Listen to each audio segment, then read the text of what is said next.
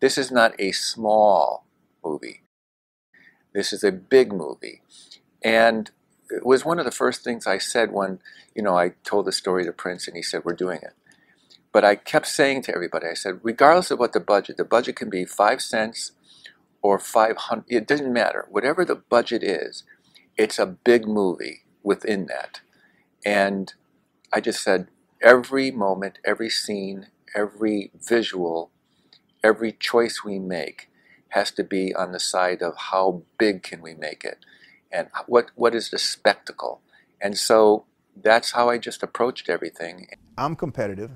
Prince is a super competitive individual, so we were always cool until, we started touring. There was a competitiveness that existed from when they were young kids. Once he realized that he had created this Frankenstein monster, then, that's when the tension came in. But I also really think that Prince empowered Morris's character and really helped open him up, and finding that Sagittarian ego. As far as in the movie and in real life really happened on stage. I mean, we weren't that competitive off stage, but as far as performing was, we were. So I think that the movie hits on that a little bit. Morris is a real sweetheart, but he has a capacity to be a big personality when he's funny, and when he really is just himself, he's funny. Bobby Z's first cousin is my brother-in-law, Stuart Pastor. He calls me on the phone and says, you have an audition with The Time. So I go in the next day to this warehouse on Highway 7, Minneapolis, kind of like, very nondescript building.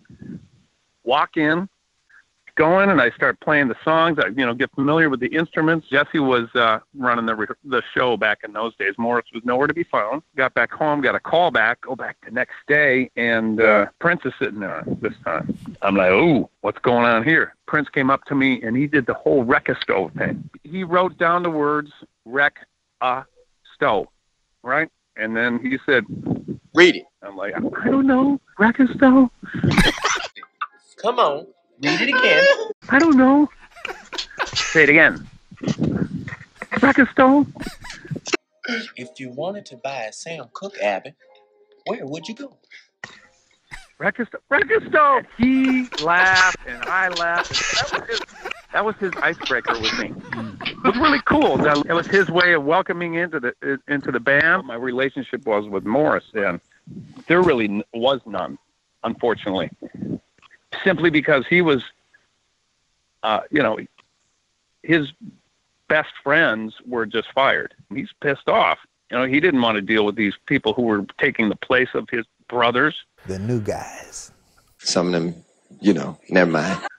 So he really wasn't around. He wasn't present. Jesse ran the show. Jesse helped recruit Martin Cardenas, who I still say to this day never should have been in The Time. He never should have been. I quit, and then, like I said, I have my first child, so I came back, and we got a Paul Peterson, and Paul was 18 years old. Wow. So, he was wet behind the ears. I'm sure he would tell you this.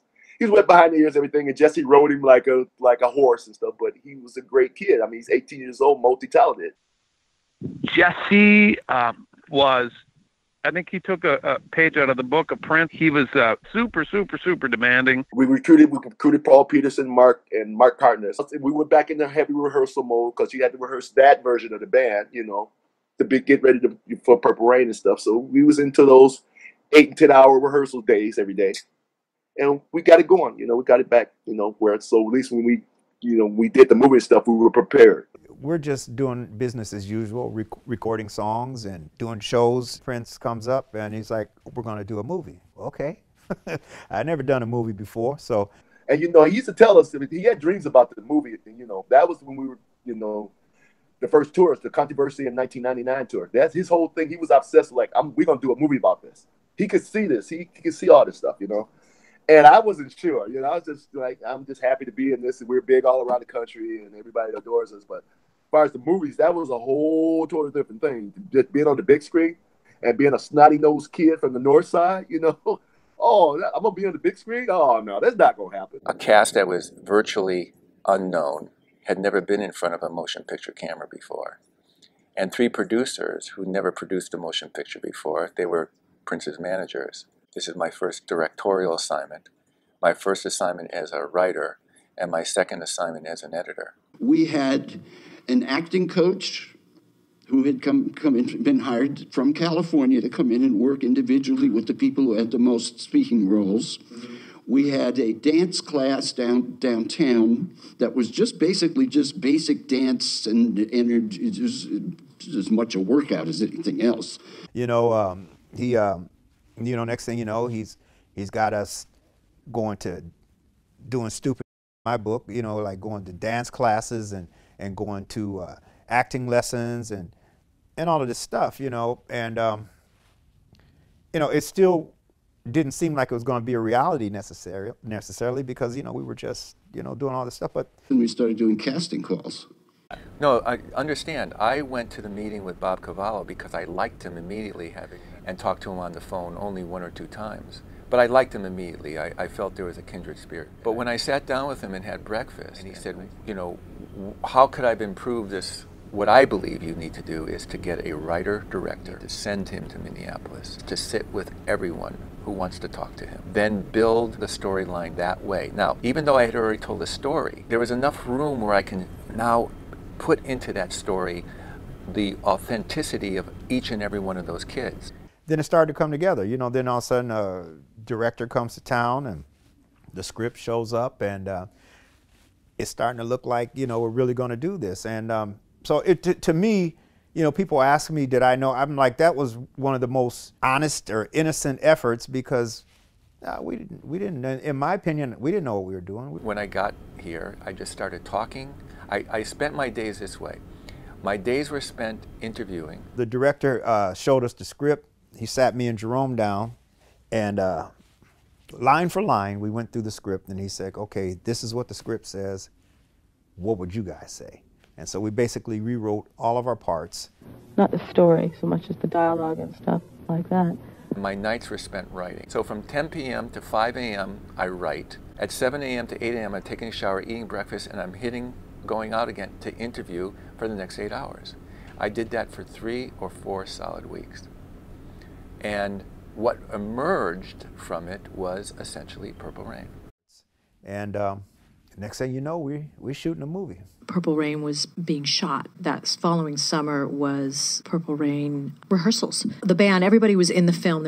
Everyone was convened in Minneapolis at the rehearsal space, at the warehouse. Everyone was getting their classes and their, dance classes and their acting classes. I've never doubted for a minute her affection and her love for him ever. She also loved her career, and Prince would be the type to put you in a position to see do you want this or do you want us?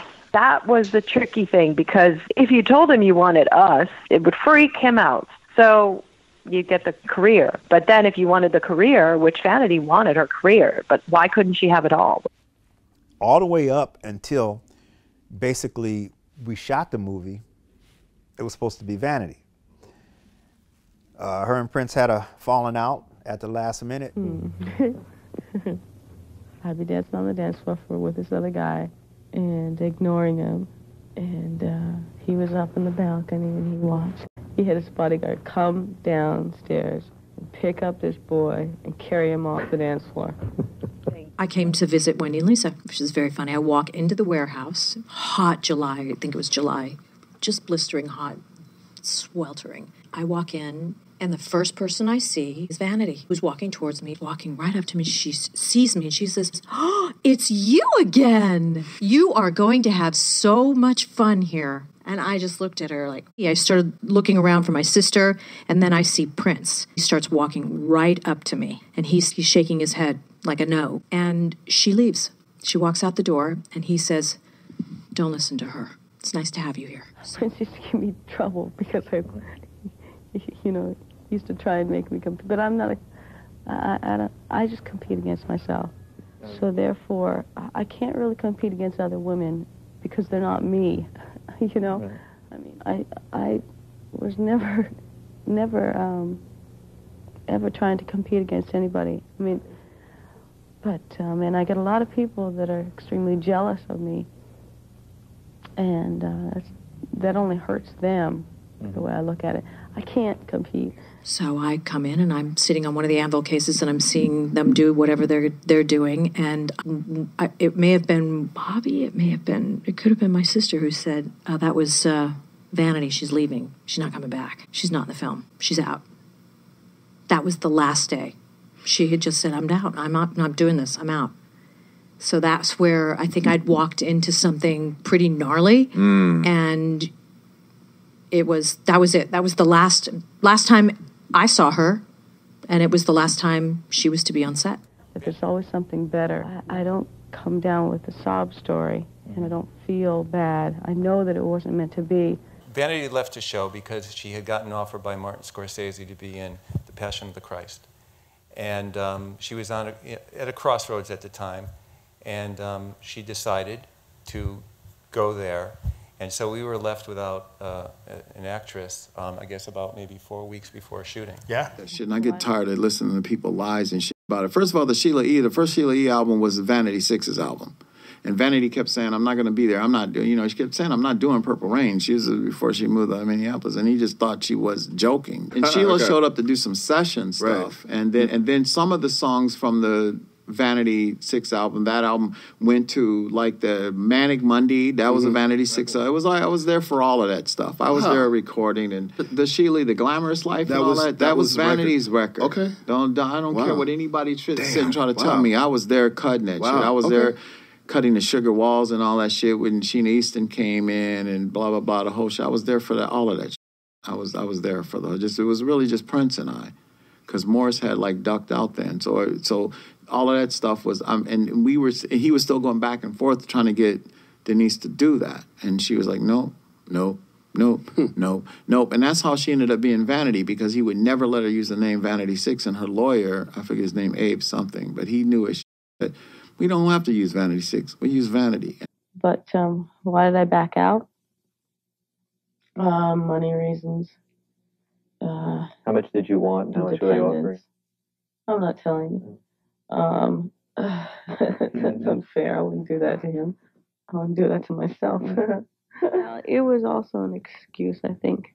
It was a chance to make an escape, I think. And it wasn't for anything bad. It's just something I knew in my heart that I needed to leave. It's just something that I discussed with the man upstairs. And I needed to create. He needs me to be a part of his dreams. And that's understandable. And I need to make my dreams come true.